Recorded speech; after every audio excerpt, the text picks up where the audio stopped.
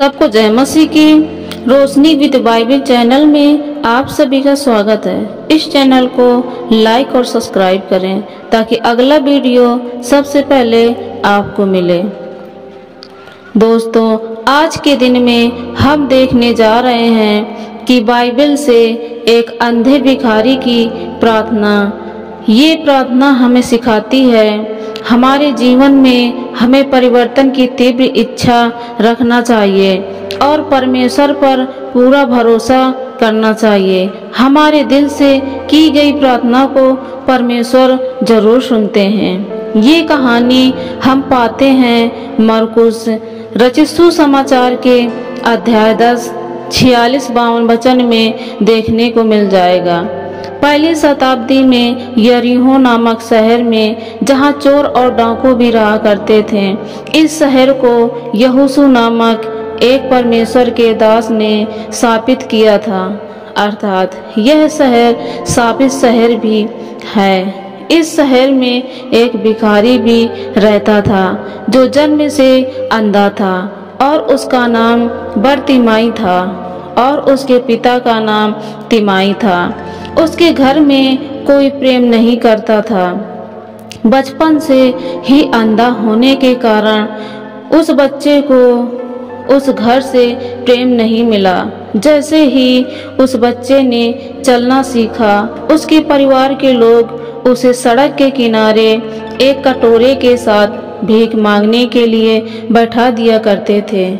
यह बच्चा बचपन से ही एक नौकरी में लग गया।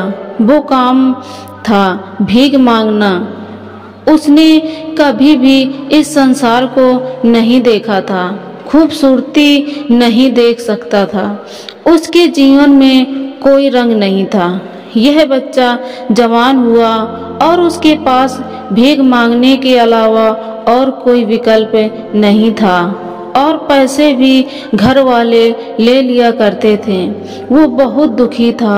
वो रात को सोचता कब सुबह होगी और सुबह सोचता था कब रात होगी। कोई उत्साह नहीं, कोई आशा नहीं। जिंदगी थमी हुई और रुकी हुई सी थी। लेकिन एक दिन उसने कुछ बेहतरीन बात सुना। उसने सुना कि एक मसीहा है जो लोगों पर दया करता है।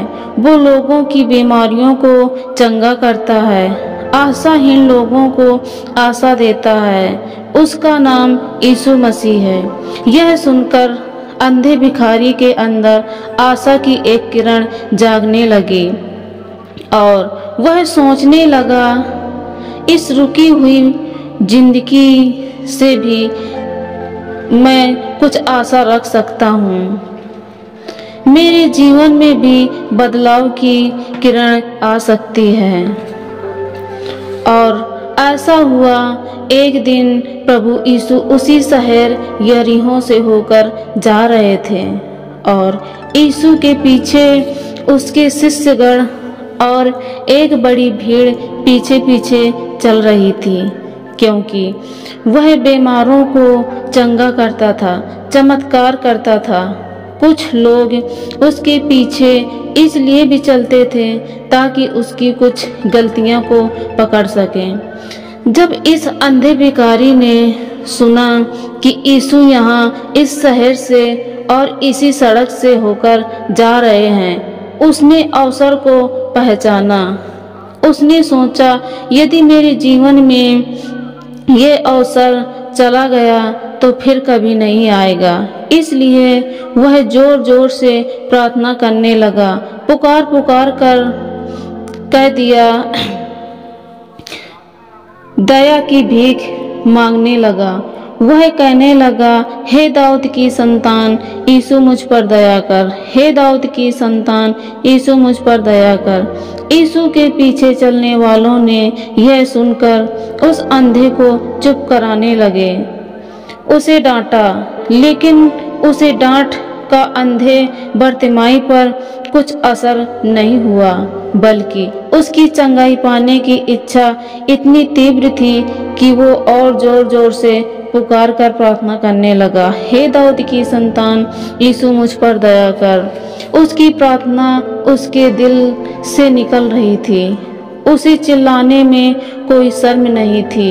वह जानता था कि सबसे बड़ा रोग कि क्या कहेंगे लोग, उसने लोगों की कोई चिंता नहीं थी। आज तक उसने पैसों के लिए पुकारा था, दूसरों के लिए, अपने परिवार के लिए जो उससे भीख मंगवाते थे।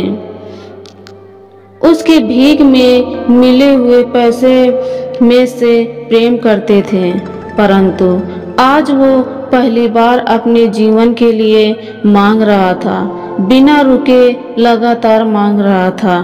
उसकी इस प्रार्थना सुनकर प्रभु यीशु रुक गए। प्रभु यीशु जहाँ जहाँ रुके थे वहाँ एक परिवर्तन जरूर आया था। और जब प्रभु यीशु रुक गए, सारी की सारी भीड़ रुक गई। सभी आपस में बातें करने लगे, क्या हुआ, क्या हुआ, प्रभु यीशु क्यों रुक गए। किसी ने कहा अब कुछ चमत्कार जरूर होगा। वो एक अंधे भिखारी की प्रार्थना पर रुक गए। यीशु ने अपनी सामर्थी आवाज में, जिसे आवाज को आंधी तूफान भी सुनकर आज्ञा मानते और शांत हो जाते हैं, कहा, उसे बुलाओ। और जो अभी तक उस अंधे को डांट रहे थे चुप हो गए। इसलिए वही लोग उस अंधे को कहने लगे, हिम्मत रख, हियाव बांध, देख प्रभु तुझे बुला रहे हैं। प्रभु ने हमें कभी नहीं बुलाया, लेकिन वो तुझे बुला रहे हैं। इतना सुनते ही अंधे बरतिमाई के जैसे मरे हुए शरीर से जान आ गई। वो मारे खुशी के अपने थिगड़े लगे हुए पर फटे पुराने कपड़े को फेंक कर उठा। आज तक वो कपड़े ही उसकी पहचान थी। वो अपनी पुरानी पहचान को फेंक कर उठा। इस क्रिया से उसने समाज को संदेश दिया, मुझे सारे संसार को बनाने वाले ने बुलाया है। अब मुझे अपनी पुरानी पहचान में रहने की कोई आवश्यकता नहीं। जिस क्षण के लिए उसने जीवन भर इंतजार किया था, वो समय आ पहुंचा था। उसे रचयिता ने प्रार्थना सुनकर उसे बुलाया था। वह शीघ्र उठा, जल्दी जल्दी हाथ आगे बढ़ाते हुए बढ़ने लगा। कुछ भी देरी नहीं की। उसकी इस जिज्ञासा को देखकर प्रभु खुश हो गए और कहने लगे, बरतिमाई बोल, मैं तेरे लिए क्या करूं। प्रभु जानते थे कि उसे क्या चाहिए। उपस्थित सभी लोग जानते थे कि उस अंधे को आंख चाहिए, परंतु प्रभु यीशु ने चाहा कि यह स्वयं अपने मुंह से कहे क्या चाहिए। प्रभु अपने मांगने वाले को प्रतिफल देता है। उसने पहले ही कहा था, मांगो तो तुम्हें दिया जाएगा। अंधे भिखारी बरतिमाई कहने लगा, प्रभु मैं देखना चाहता हूँ। वो प्रभु को देखना चाहता था। वो पैसे, धन दौलत या आंख नहीं चाहता था, लेकिन वो अपने प्रभु को देखना चाहता था। प्रभु यीशु ने कहा, जा तेरे विश्वास ने तुझे चंगा किया। प्रभु ने मुंह से जैसे ही शब्द निकले, वो अंधा देखने लगा और बड़ा ही खुश हो गया। प्रभु की जय जयकार हो, प्रभु की जय जयकार। उसने देखा कि वो किस शहर में रह रहा है। ये तो अच्छी जगह नहीं। आज तक किसी ने उस पर इस प्रकार प्रेम नहीं दिखाया था। उसने सब कुछ छोड़कर प्रभु के पीछे चलने लगा और वो प्रभु यीशु की भीड़ में शामिल हो गया। वो उस शापित शहर से निकलकर एक शहर पहुँचे जिसका नाम यरूशलेम है, अर्थात शांति और आशीषों का शहर।